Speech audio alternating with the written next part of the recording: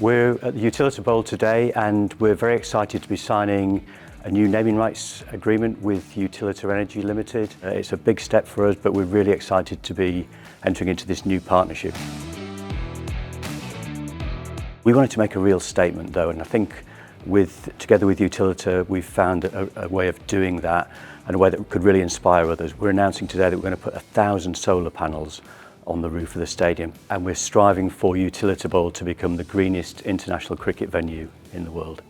Output from these solar panels will be around 380,000 kilowatt hours a year, and that's around 80,000 kilograms CO2 reduction. So it's a massive, massive impact for the venue, a venue that's got events all year round, which is really key to maximise the opportunity from the solar, and likewise we see that being an opportunity for many sporting venues around the country.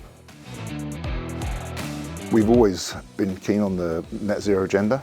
Right from the outset we've been trying to help customers reduce their energy consumption, and right now solar is offering a massive opportunity for people to make a sensible commercial decision to reduce their energy consumption that they're drawing from the grid. That's a massive contribution towards net zero.